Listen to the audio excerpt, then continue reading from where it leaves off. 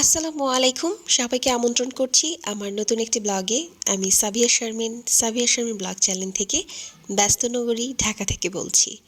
কাছে ও দূরে যে যেখান থেকে আমার আজকের ব্লগটি দেখছেন, আশা করি সকলে ভালো আছেন।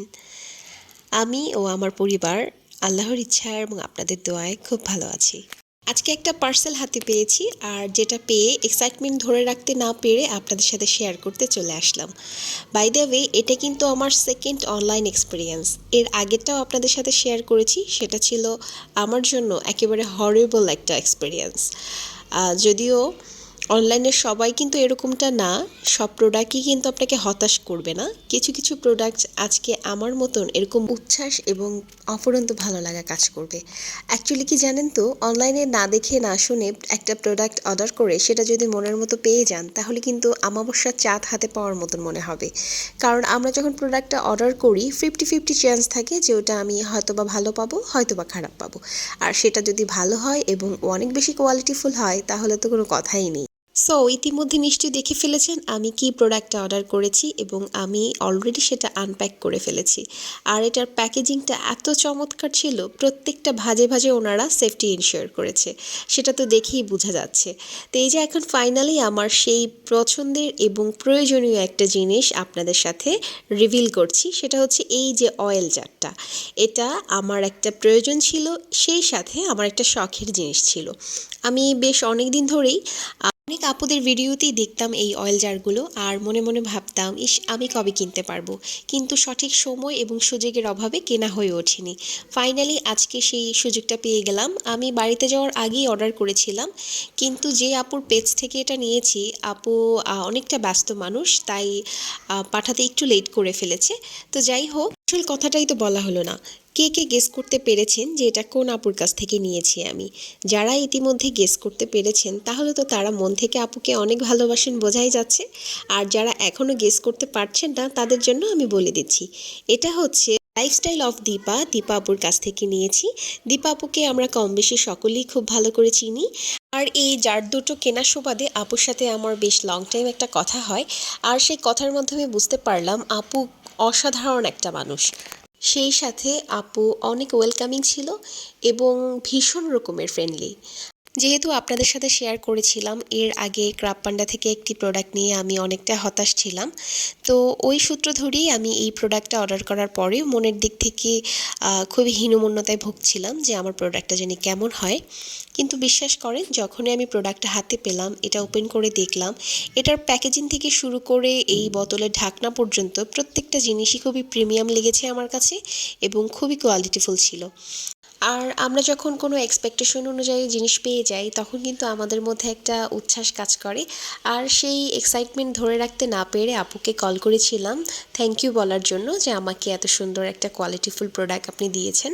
কিন্তু আপু তখন পিক করতে পারেননি। আপু আসলে ঘর বিজনেস একসাথে এত কিছু সামলাতে গেলে সেই মানুষটা একটু ব্যস্ত থাকবে, এটাই স্বাভাবিক। তো এরপরে আপু আমাকে কল ব্যাক করেছেন এবং লং টাইম কথা হয়েছে। তো ওই কথার মাধ্যমে যতটুকু বুঝলাম, আপু ভীষণভাবে বিনয়ী একজন মানুষ। আর সে আমাকে যে চেনেন না জানেন না, আমি প্রথম একটা প্রোডাক্ট অর্ডার করেছি, কথার মধ্যে সেটা বোঝাই যায়নি, মনে হয়েছে সে যেন কতদিন ধরে আমাকে চেনে, এতটাই সে ওয়েলকামিং ছিল। আপুকে প্রাণ ভরা দোয়া করি সে আরও এগিয়ে যাক। আর যারা এরকম ভালো মনের মানুষ, বড় মনের মানুষ, তারা সবসময় এগিয়ে যাবে, এটাই স্বাভাবিক। তাদেরকে কেউ দমিয়ে রাখতে পারবে না ইনশাল্লাহ। আপনারা যেহেতু আমার সুখ দুঃখের সাথী হয়ে গেছেন, তাই আপনাদের সাথে খারাপ লাগাটাও যেরকম শেয়ার করি, তার সাথে সাথে ভালো লাগাটাও ওইভাবে করি, শেয়ার করার চেষ্টা করি। আপনাদেরকে নিয়েই কথা বলতে বলতে আমার অয়েল জারগুলো ফিল আপ করে ফেললাম। আমি এখানে দুটো অয়েল জার অর্ডার করেছিলাম, একটা 300 ml, একটা 500 ml। 500 ml অয়েল জারটাতে আমার রেগুলার রান্নার কাজের তেল, যেমন সরিষার তেলটা আমি এটাতে রাখবো। আর যে 300 ml-এর যে বোতলটা আছে, ওটাতে আমার সয়াবিন তেলটা রাখবো, কারণ সয়াবিন তেলটা আমরা খুব বেশি খাই না, শুধু পরোটা ভাজার কাজে ব্যবহার করে থাকি। তো চলেন দেখে ফেলি এই নতুন জিনিসটা আমার রান্নাঘরটার শোভা কতখানি বৃদ্ধি করলো। আর হ্যাঁ, অবশ্যই লাইক এবং কমেন্টসের মাধ্যমে কিন্তু জানাতে ভুলবেন না।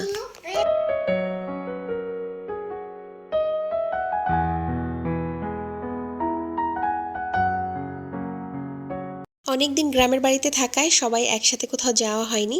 তো ওই দিন বিকেলবেলায় আমার ছোট ভাই এবং আলিফার পাপা দুইজনই বাসায় থাকায় আমরা সকলে মিলে একটু ঘুরতে গিয়েছিলাম। ঘুরে ফিরে খাওয়া দাওয়া করে তারপর ফিরে এসেছি।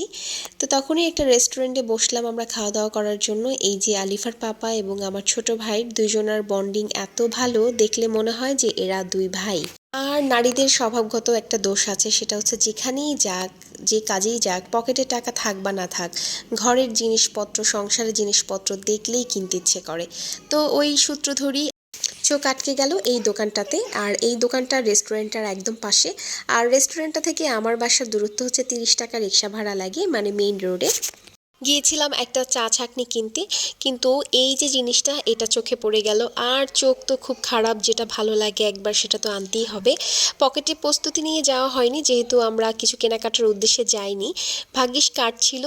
আর এই ট্রেটা কিন্তু আলিফার পাপা নিজে পছন্দ করেছে, তারই চোখে আগে পড়েছিল। পুরুষ মানুষ এমনই হয়, যখন আমরা নিজেরা কিছু কিনতে যাই তখন রাগ দেখালেও আসলে মনে মনে কিন্তু খুশি হয়, চায় তার সংসারে নতুন কিছু হোক। তো এই ট্রেটা কেনার পেছনে আরেকটা উদ্দেশ্য হচ্ছে, আমরা যে ডাইনিং টেবিলটা বানাতে দিয়েছি সেটা যখন চলে আসবে তখন ওটা ডেকোরেটিং করার কাজে এটা ব্যবহার করব।